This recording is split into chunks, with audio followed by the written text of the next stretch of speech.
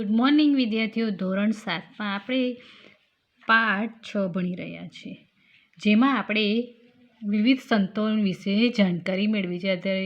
ધારો કે ગુરુ નાનક, તુલસીદાસ, નરસિંહ મહેતા, મીરાબાઈ અને સંત જ્ઞાનેશ્વર, આ બધા સંતોના જીવન વિશે જાણ્યું અને તેમને ભક્તિ ધારાની જે મહત્ત્વના જે ફાળો આપ્યો તેના વિશે પણ આપણે જોયું. હવે આપણે આગળ જોતા હતા સૂફી આંદોલન. સૂફી આંદોલનમાં સૂફી સંતો વિશે આપણે ચર્ચા કરી રહ્યા હતા. તો સૂફી આંદોલનની 4 પરંપરા હતા: ચિશ્તી, સુહરાવર્દી, કાદરી અને નક્શલબંધી. આ સૂફી પરંપરાની મુખ્ય 4 મત હતા. એની અંદર આપણે આગળ જોઈએ. સૂફી આંદોલનમાં ચિશ્તી અને સહરાવર્દી પરંપરા ખૂબ જ લોકપ્રિય બની હતી. એટલે કે સૂફી આંદોલનમાં જે ચિશ્તી અને સહરાવર્દી હતી તે પરંપરા ખૂબ જ લોકપ્રિય હતી. બગદાદમાં શિયાબુદ્દીન સુહરાવર્દીએ સુહરાવર્દી પરંપરાની સ્થાપના કરી હતી. કે જે બગદાદના શિયાવર્દી સુહરાવર્દી છે તેમને સુહરાવર્દી પરંપરાની સ્થાપના કરી હતી. અજમેરના મોઇનુદ્દીન ચિશ્તીએ ચિશ્તી પરંપરાની સ્થાપના કરી હતી. અને અજમેરના મોઇનુદ્દીન ચિશ્તીએ ચિશ્તી પરંપરાની સ્થાપના કરી હતી, જેમના નામ પરથી પરંપરાની સ્થાપના થઈ હતી. આજે પણ કોમી એકતાનું ઉત્તમ ઉદાહરણ છે. એમના મૃત્યુ બાદ તેઓ એક સૂફી સંત તરીકે બહુ જ ખ્યાતિ પામ્યા હતા. મોઇનુદ્દીન ચિશ્તી સિવાય કુતુબુદ્દીન બખ્તિયાર, બાબા ફરીદુદ્દીન, ગજે શંકર, નિઝામુદ્દીન ઔલિયા, ખ્વાજા બકી બિલાલ અને શેખ અહમદ શિરડી મુખ્ય હતા. દક્ષિણ ભારતના શેખ બુરહાનુદ્દીન ગરીબ લોકપ્રિય ચિશ્તી સંત હતા. એટલે કે ચિશ્તી સંતની અંદર પણ ઘણા બધા સંતો થઈ ગયા હતા. આપણે દરેક ધર્મ પ્રત્યે સંભાવ અને આદર શા માટે રાખવો જોઈએ?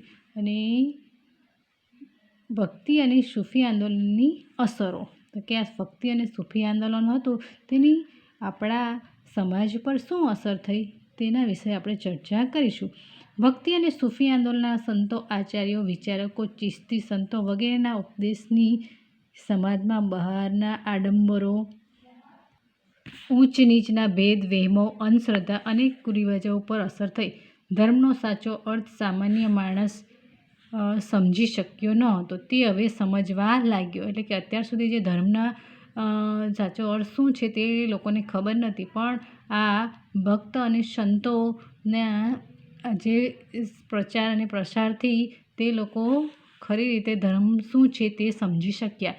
ઈશ્વર સર્વનો છે અને આપણે તેને મળી શકીશું એવી શ્રદ્ધા લોકોમાં પ્રસરાઈ હતી. એટલે કે આ સંતો દ્વારા જ એવું ફેલાવો થયો કે ઈશ્વર બધામાં જ છે અને તમે મહેનત કરો તો તમને તે મળી શકે છે. સાધુ અને સંતો અને ચિશ્તી સંતોના પ્રયત્નથી ધર્મ વચ્ચેના ભેદભાવ ઓછા થયા. કબીર જેવા સંતોના શિષ્યોનો હિન્દુ મુસ્લિમોમાં સમાવેશ થતો હતો.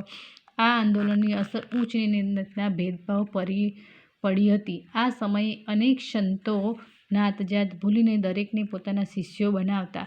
મીરાબાઈ, રૈદાસ, રસખાન વગેરે તેના ઉત્તમ ઉદાહરણો છે.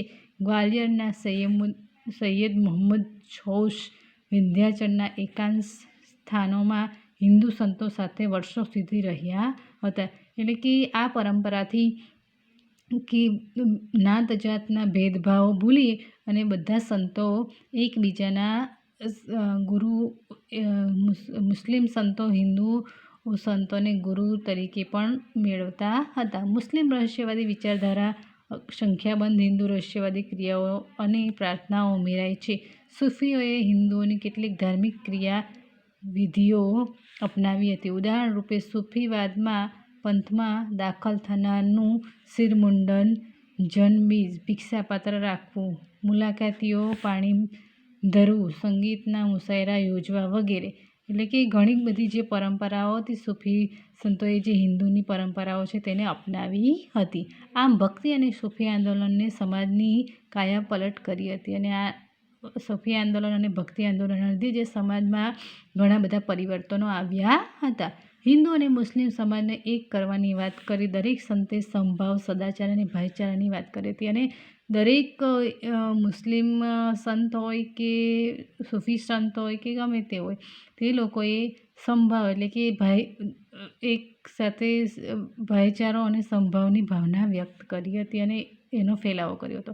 આમ પણ ભારત દેશ અનેક સંસ્કૃતિ અને ધર્મોનો આશ્રય સ્થાન રહ્યો છે, જેમાં મધ્યકાલીન સંતોએ પોતાના સરળ ઉદ્દેશથી પ્રાણ પૂર્યા હતા. અને આમ બી એમ કે ભારતનો જે ધર્મ છે તેમાં બધા જ ધર્મોના વ્યક્તિઓ વિશે માન અને શ્રદ્ધા છે, જે આ સંતોએ તેને ઉપદેશથી તેમાં પ્રાણ પૂર્યાનું કામ કર્યું હતું. આ અહીં સમાપ્ત થાય છે પાઠ.